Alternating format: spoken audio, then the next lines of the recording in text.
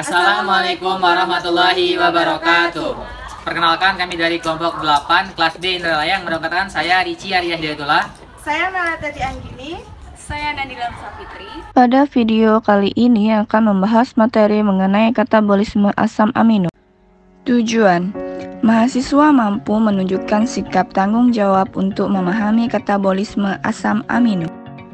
Prosedur proyek: 1.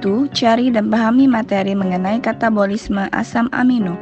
2. Jelaskan proses katabolisme asam amino dan perbandingan energi yang dihasilkan dengan katabolisme glukosa dan katabolisme asam palmitat. 3. Sediakan alat dan bahan untuk pembuatan video. 4. Rekam video proyek yang telah dibuat dengan semenarik mungkin. Materi singkat. Katabolisme asam amino biasanya dimulai dengan pemutusan gugus amino. Pemutusan gugus alfa amino dari asam alfa amino melibatkan dua jenis reaksi biokimia, yaitu yang pertama ada transaminasi dan deaminasi oksidatif. Gugus amino kemudian dapat dibuang dalam sintesis urea.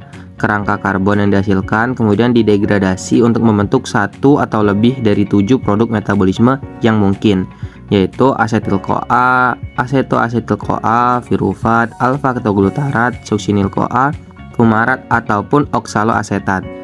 Langkah pertama dalam katabolisme sebagian besar asam L-amino setelah mencapai hati adalah penghilangan gugus alfa amino yang dipromosikan oleh enzim yang disebut aminotransferase dan transaminase.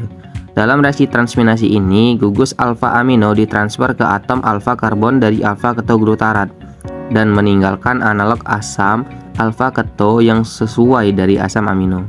Bahan atau objek: dalam hal ini, beberapa bahan pangan yang banyak dijumpai di lingkungan sekitar dan mengandung asam lemak yang cukup tinggi, yaitu yang pertama ada ikan sarden. Dalam 100 gram ikan sarden terdapat banyak sekali kandungan gizi yang bermanfaat bagi tubuh. Salah satunya adalah protein sebesar 24,58 gram. Ikan sarden kaya akan asam amino seperti arginin dan juga taurin. Yang kedua ada susu. Dalam 1 gelas susu mengandung berbagai macam nutrisi atau gizi seperti protein sebesar 8,03 gram, lemak 4,88 gram, vitamin A, vitamin D, kalsium, karbohidrat, dan masih banyak lagi. Asam amino yang paling banyak terkandung di dalam susu adalah leusin, prolin, asam rafatat, dan asam glutamat. Yang ketiga adalah telur. Dalam 100 gram telur terdapat kandungan protein sebesar 12,58 gram. Telur mengandung asam amino dengan kadar masing-masing: asam arfatat sebanyak 0,80%, treonin 0,30%, serin 0,48%, asam glutamat 1,05%, dan glisin sebesar 0,27%. Bahan yang keempat atau yang terakhir adalah kacang tanah. Pada 100 gram kacang tanah mengandung 290 mg asam amino. Asam amino yang terkandung di sini adalah triptofan yang dapat menekan nafsu makan, sehingga dapat menambah nafsu makan pada saat kita ingin makan. Proses katabolisme asam amino.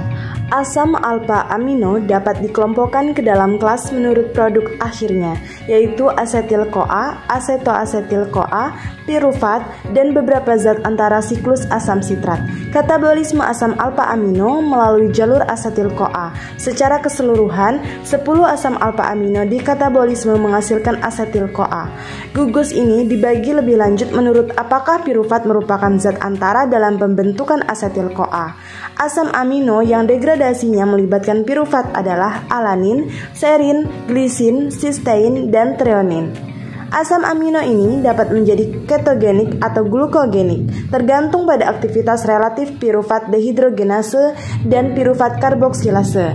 Tergantung pada kebutuhan metabolisme sel, pirufat dapat diubah menjadi asetil-CoA untuk dioksidasi atau digunakan untuk mensintesis asam lemak, atau dapat diubah menjadi OAA yang dapat dialihkan ke gluconeogenesis. 5 asam amino lain yang diubah menjadi asetil-CoA melalui jalur yang tidak melibatkan pirufat adalah lisin, triptofan, tirosin, fenilalanin, dan leusin.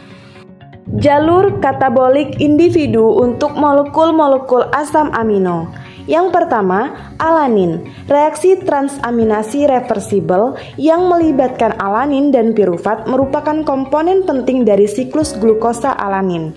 Yang kedua, serin. Seperti yang sudah dijelaskan, serin diubah menjadi pirufat oleh enzim serin dehidratase yang membutuhkan piridoksil fosfat.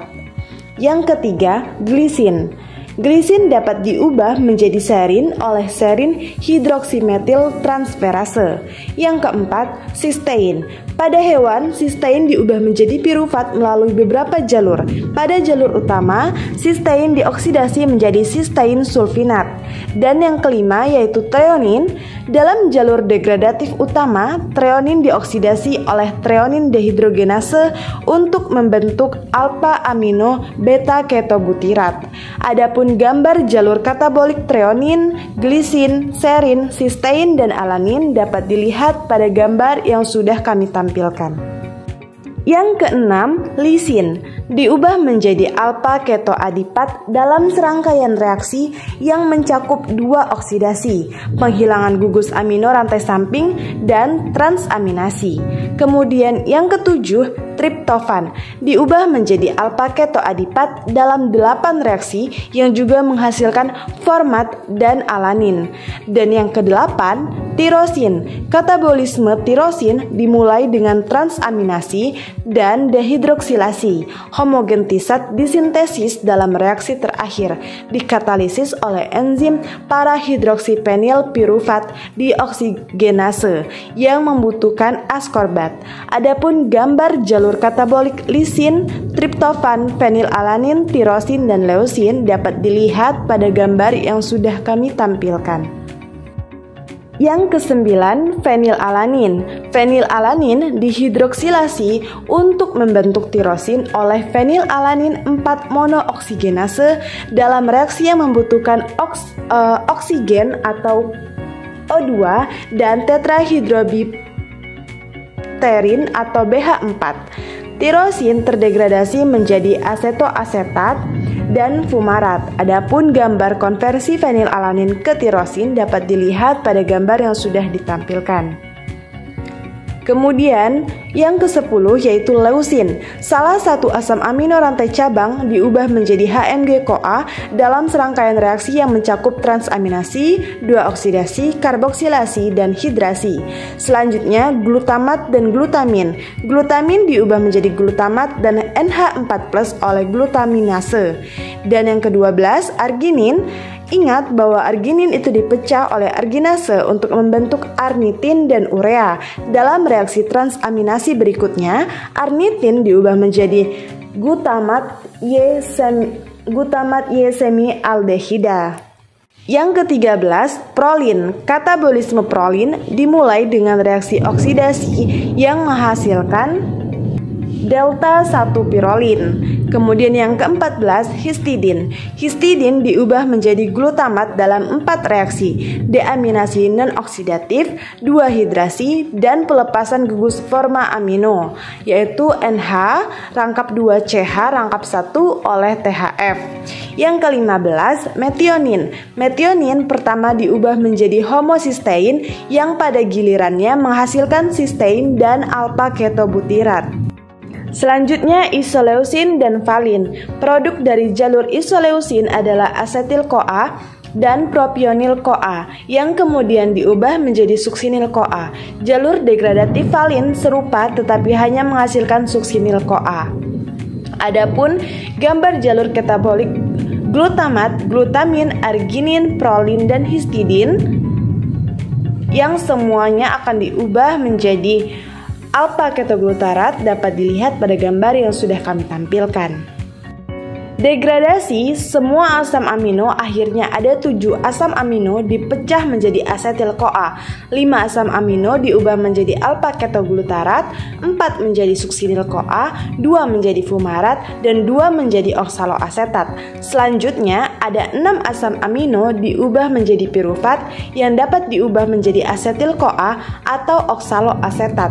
Ringkasan proses katabolisme asam amino dapat dilihat pada gambar yang tertera. Perbandingan energi yang dihasilkan dengan katabolisme glukosa dan asam palmitat.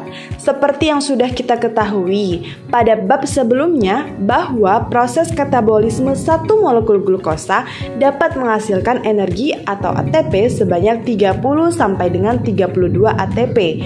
Sedangkan untuk katabolisme satu molekul palmitoyl-CoA atau asam palmitat dapat menghasilkan energi yang jauh lebih banyak, yaitu sebesar 108 ATP. Sementara pada proses katabolisme asam amino ini, jumlah energi yang dihasilkan sangat bervariasi bergantung pada jenis asam amino yang dikatabolisme.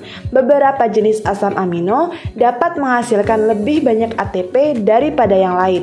Secara umum, katabolisme asam amino menghasilkan sekitar 3 sampai dengan 36 ATP per molekul asam amino yang dikatabolisme. Kesimpulan, katabolisme asam amino biasanya dimulai dengan pemutusan gugus amino. Pemutusan gugus alfa amino dari asam alfa amino melibatkan dua jenis reaksi biokimia, yaitu transminasi dan deaminasi oksidatif. Energi yang dihasilkan dari katabolisme asam amino sangat bervariasi bergantung pada jenis asam amino yang dikatabolisme. Adapun sampel yang kami gunakan untuk menunjukkan kandungan asam amino di dalamnya yaitu ada ikan sarden, susu, telur, dan kacang tanah. Terima kasih telah menyaksikan video dari kami. Semoga bermanfaat bagi penonton sekalian. Lebih dan kurang kami mohon maaf. Kami akhiri. Wassalamualaikum warahmatullahi wabarakatuh.